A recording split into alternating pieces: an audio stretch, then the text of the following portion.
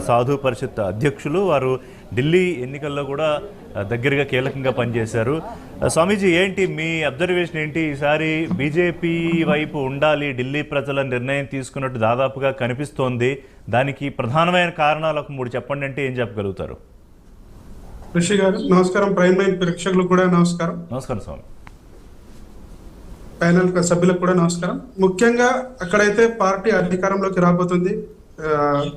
దాని యొక్క రిజల్ట్స్ కూడా మనం చూస్తున్నాం. ముఖ్యంగా అక్కడ ఉన్నటువంటి మెయిన్ 3 రీజన్స్. మేము 30 రోజుల పాటు, మేము నిన్ననే వచ్చాం ఢిల్లీ నుంచి.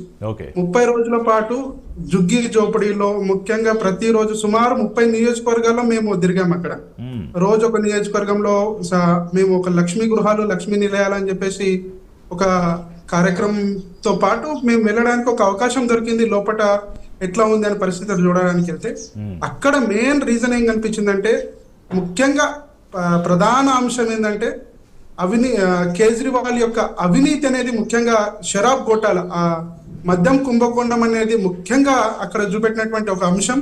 తర్వాత అక్కడ దక్షిణ భారతదేశ ప్రజలు, తమిళ, తెలుగు వారు, అలాగే మలయాళంకి చెందినటువంటి ప్రజలు కేజ్రీవాల్ కి వ్యతిరేకంగా ఓటేయడానికి ఒక అవకాశం దొరికింది. ఎందుకంటే అక్కడ 40 సంవత్సరాలుగా మన తెలంగాణలో ఎక్కడ కూడా, తెలంగాణ ఆంధ్ర రాష్ట్రంలో ఎక్కడ కూడా అట్లాంటి గ్రామాలు కూడా నీట్గా ఉన్నాయి. కానీ ఢిల్లీలో ఆవాసాల మధ్య నడవాలంటే కూడా చాలా కష్టం ఉంది. జుగ్గిలో ఒక్కొక్క 10x10 రూమ్ లో 6 మంది జీవనం గడుపుతున్నారు. అక్కడ బాత్రూమ్లు లేవు.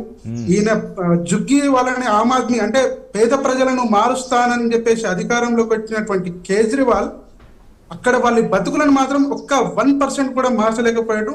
దాని గురించి జనాలు మాత్రం తీవ్ర వ్యతిరేక భావనతోని కేజ్రీవాల్ కి వ్యతిరేకంగా ఓటేయడానికి అక్కడ జుగ్గి జోపడాల వాళ్ళు మాత్రం బాగా కృషి చేశారనేటువంటిది ఒకటి. 3వ విషయం ఏంటంటే, అక్కడ యమునా నది యొక్క పరిశుభ్రంగా యమునా నదిని మారుస్తామని చెప్పేటువంటి ఒక మాట కూడా తీవ్రంగా జనాల్లోకి చర్చకెళ్ళింది. ఈ 3 అంశాలు అయితే మాత్రం తీవ్రమైనటువంటి ప్రభావం చూపెట్టాయి అనమాట ఎన్నికల విషయంలో. కార్యకర్తలు కూడా, బీజేపీ కార్యకర్తలు కానీ, అక్కడ ఉన్నటువంటి అభ్యర్థులు కానీ సుమారు 3-4 నెలల నుంచి గ్రౌండ్ వర్క్ చేసుకుంటూ వచ్చారండి. మీకు అది కనిపించింది బాగా.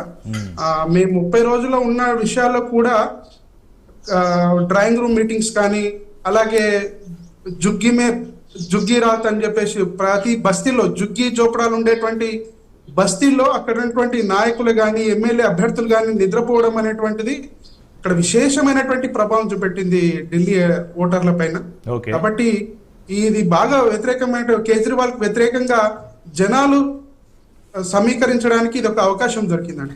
కాదు, మీరు తెలంగాణ సాధు పరిషత్ అధ్యక్షులు కదా, ఒకటి ఆర్ఎస్ఎస్ లేకపోతే విహెచ్పి అనుబంధ సంస్థలు, బీజేపీ ఢిల్లీలో మార్పు, ప్రభుత్వంలో మార్పు కోసం ప్రయత్నం చేస్తాయి. కానీ మీరెందుకు ప్రత్యేకంగా అక్కడికి వెళ్లాల్సి వచ్చింది? మీరెందుకు 30 రోజుల పాటు 30 నియోజకవర్గాలు వెళ్ళి బీజేపీ గెలుపు కోసం శ్రమించాల్సి వచ్చింది స్వామి? నేను కూడా విహెచ్పి సభ్యున్నే, అలాగని నేను కూడా విహెచ్పి సభ్యున్నే కాబట్టి తెలంగాణ సాధు పరిషత్ అధ్యక్షునిగా ఉన్నాను. విహెచ్పిలో గత 2 నెలల ప్రాంతంలో 8 రాష్ట్రాలు తిరిగి వచ్చామండి. అర్జున్ రాఘ్ వీర్వాల్ గారు కూడా అభినందించారు. మీరు చేసినటువంటి సామాజిక సమరసత. నేను 350 మంది దళిత సామాజిక వర్గానికి చెందినటువంటి మహిళలకు స్వయంగా పాదపూజ చేశానండి. ముఖ్యంగా అందుకని గుర్తించి మీరు ఢిల్లీలో ఉన్నటువంటి జుగ్గి జోపడాల్లో మీరు వెళ్తే విశేషమైనటువంటి ప్రభావం, అంటే హిందుత్వం విషయంలో విశేషమైనటువంటి కులాల మధ్యలో కుంపట్లకు దూరం అవ్వడానికి ఇది ఒక విశేషమైనటువంటి కార్యక్రమం జరుగుతుందని చెప్పేసి హిందుత్వం లేకపోతే హిందూ కన్సల్టేషన్ ఎంతవరకు జరిగింది అని మీరు అనుకుంటున్నారు? ఎందుకంటే చాలా మంది ఏమంటారు, మన కుంభమేళాలో పుణ్యస్నానం ప్రధానమంత్రి మోదీ పోలింగ్ రోజు చేయడం కూడా బాగా కలిసి వచ్చిన ఒక అంశం. అంటే ఆయన 6,000 కావాలని చేశారా నేను అనట్లా, కానీ వారికి ఢిల్లీ ఈ అంతా ప్రచారం పూర్తి చేసుకుని ఇమీడియట్గా టైం దొరికింది, నెక్స్ట్ డే వెళ్ళారు. తర్వాత ఇంకా వెళ్ళే అవకాశం ఉన్నా ఆయన వేరే పనుల్లో నిమగ్నం అయిపోతారు కాబట్టి. కానీ ఎంతో కొంత అది కూడా కలిసి వచ్చింది అంటే ఏమంటారు? ఖచ్చితంగా జరిగిందండి. హిందువుల ఐక్యమత్యం అనేది ఢిల్లీ ఎన్నికల్లో ఖచ్చితంగా కొట్టొచ్చినట్టు కనిపించింది. ఎందుకంటే తాహీర్ హుసేన్ లాంటి వ్యక్తులకు, ఉగ్రవాదంతో మూలాలు ఉన్నటువంటి తాహీర్ హుసేన్ లాంటి వ్యక్తులకు కూడా సౌత్ లో టికెట్లు ఇవ్వడం, ఉగ్రవాదులకు అంటే అక్కడ ఉన్నటువంటి రోహింగ్యాలకు మేము వసతులు కల్పిస్తామనేటువంటి స్టేట్మెంట్లు, ఇవన్నీ ఢిల్లీలో అల్లర్లు కూడా ఇవన్నీ బాగా కలిసి వచ్చాయి హిందువులు ఐక్యమత్యం అవ్వడానికి. అక్కడ హిందువుల ఓట్లన్నీ గంపగుత్తగా ఆల్మోస్ట్ 90% అన్ని బీజేపీకి షిఫ్ట్ అయ్యాయండి. ఈ విషయంలో మాత్రం ఖచ్చితంగా చెప్పగలుగుతాం.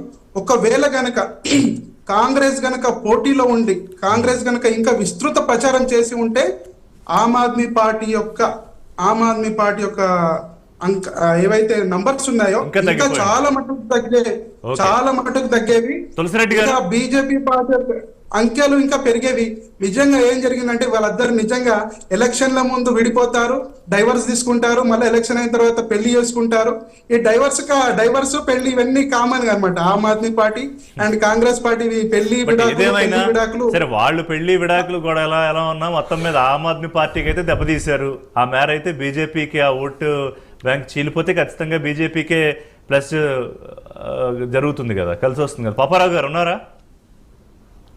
అందుకే